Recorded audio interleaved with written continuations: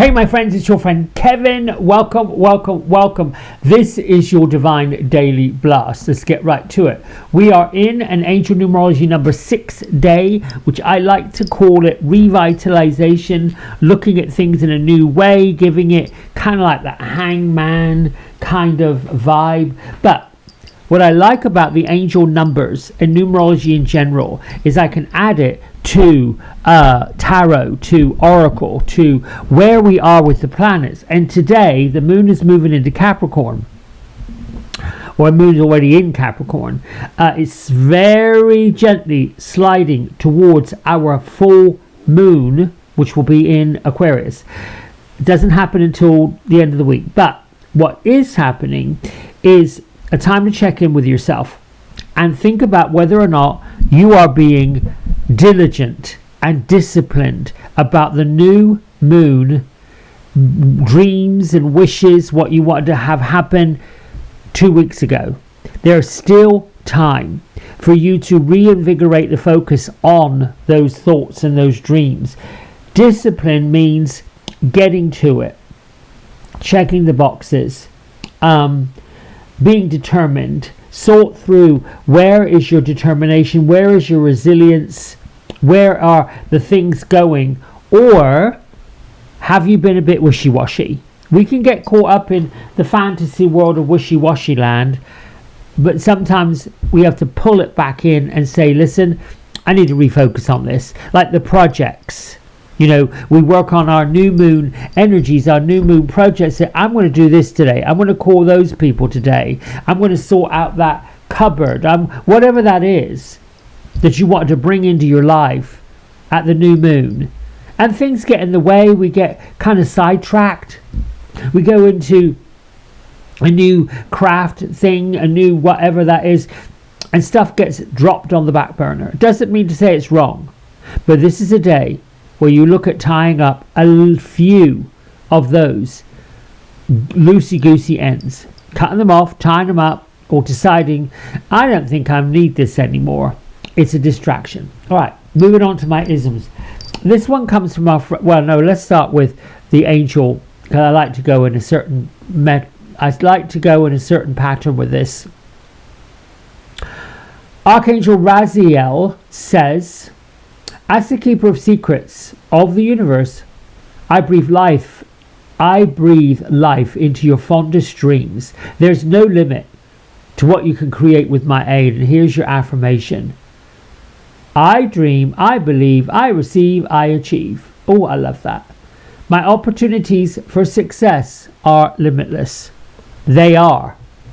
If you're not getting up in the morning and saying, look, show me where the magic and the miracles are, something's wrong. Show it to me. Bring it to me. Open the gateway to that knowledge. Open the gateway to my truth. Open the gateway to my rights. Open the gateway to my spirit world. Doesn't matter if anybody else is along for the ride, just as long as you have taken your seat on your own magic bus. Joanna Pantases, my good friend, the unicorn, says, I am choosing to trust the process of life and welcome new opportunities with open arms. That's a choice. Choose to trust the process of life. When we push up against it, have resistance, we may as well be standing at an ethereal stop sign, or pushing pause, or telling your spiritual helpers, your guardian angels, your ascended loved ones, your divine masters, yeah, no, not too sure about this. Who wants that? You set the intention, you found your dream. Now, you have to trust and believe that the process of bringing these opportunities to you has started moving. I know myself, when I let go of the intensity of something, it will usually manifest. When I hold on to, why is it happening? Why is it not going on? What's coming up? What's happening? It doesn't ever happen. All right, my friends, here's the next one. I am unlimited in all ways, in all things. What ways do you know yourself to be unlimited? What ways do you already know you're unlimited? You're unlimited automatically in producing brand new cells every month for your body to enjoy. You're unlimited with the amount of air you can pull in from the outside of the world into your lungs. Well, there's a limit because your lungs can only fill up so much, so let's just not go there. I'm trying to think of what is you could be unlimited with the amount of ideas you've got coming. Make sense? I think so. I am a story in motion. What story am I telling? Oh, that's a big one. Sometimes we get caught up in telling stories that really aren't true. Now let's not go outing ourselves, but, if you find yourself there's a story you've been telling that doesn't really sit right, no longer kind of works for who you are becoming and emerging yourself to be, find the story that lines up with who you are. And it can be a story that's lining up with who you want to be, but you're not quite there yet. That's okay. You could say, I am unlimited in wealth and vitality. My health is unbelievably good. I'm experiencing the best life I could possibly experience right now. And you may not feel it. That might not be your reality. That's what I'm saying. However, it's a good thing to lift the vibration towards it. Look in that direction. See through that lens. What does that even look like? What does it even feel like? What could that be? Moving on. Rama and Sita have been with us all week long, opening up those romantic love connections, soulmate connection, romantic opportunities. And I've said before, those of you who are single and are not really interested in romance or having the big love of your life, that's okay. It's fine. Because sometimes being on your own by yourself single is really quite powerful. You can cope, you can do it. However, these two remind us that hardships of the past, challenges that may or may not have come up, and that could be with friendships, it could be with business acquaintances, it doesn't necessarily have to be with lovers and partners. You have an opportunity this week to re-engage your heart space and be open for connections, communities, people that get you, people that like you. You don't have to shut yourself off in a vacuum. Archangel Michael has come with us all week long to clear the way forward, to cut the energetic ties to people, places, situations, stories, drama, nonsense, debris, obstacles that get in your way.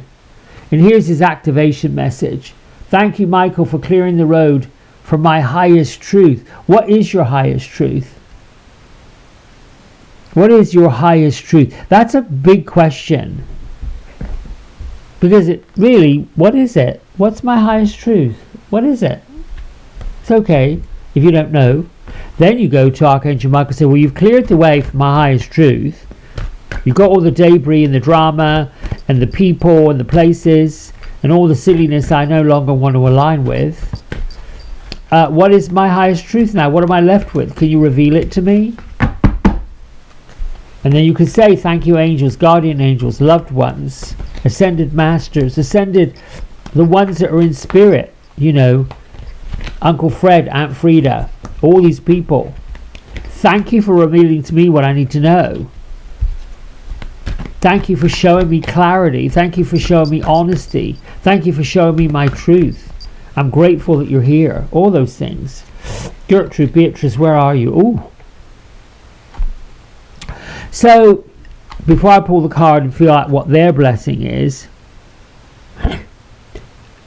they have what I would consider to be like a crescent shape, open at the bottom, and there are like shrubbery that they've done in this crescent shape, like almost like they planted these bushes in a crescent, and in the middle of the crescent they put like flowers, like it's as if they've got a ceremony, a garden, a what is this, They're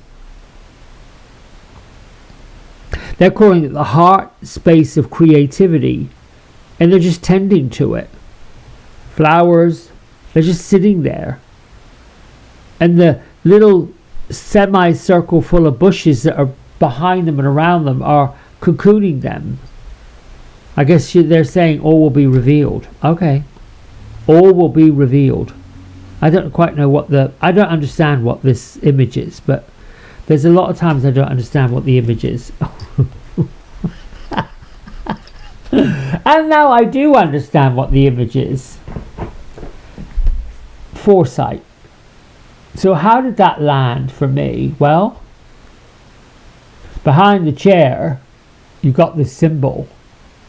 Looks like a runestone symbol. Now, Fairy Princess has got a third eye center wide open. Oh, the two fairies, Gertrude, Beatrice, said this is creating your sanctuary, creating your peaceful spot, creating your place where you can sit quietly. It's a bit like the Garden of Eden, but it's not the Garden of Eden. It's like whatever garden you create. They're saying the garden of your mind. The reason why it's open at the bottom is Beatrice is saying that's where your grounding is.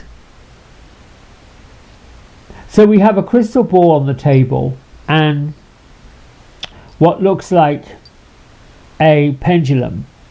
Over here we have the deck of cards. Underneath the deck of cards we have a book of knowledge. And then over here we have a quill, and look. Our fairy princess is writing. She is journaling, she is contemplating, and she's getting foresight. I like this. I like all of this. So,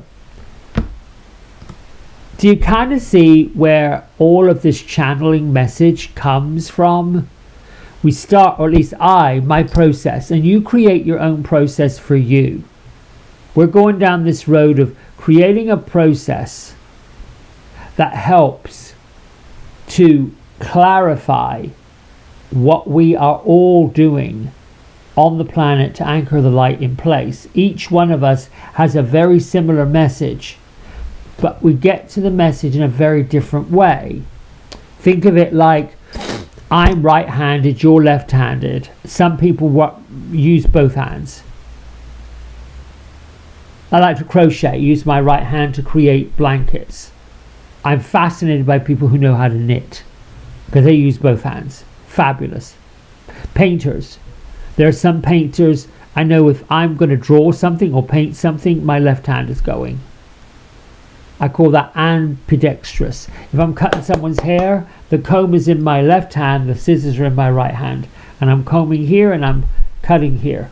Blow drying, I could put the dryer here and the brush there, put the dryer here and the brush there. That makes sense?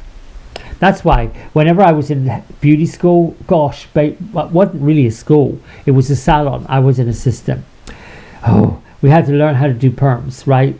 And so if any of you got those curly perms, they were like tiny, tiny, tiny, tiny sections. And they were all put in these rows, right? So women used to look a bit like aliens with all these rollers in their hair. And then they put this stinky stuff on it to make the hair curl. Right, okay, so I, in my classes, could pick up the tail comb with my left hand and roll with my right. I could pick it up with my right hand and then roll with my left. Guess what?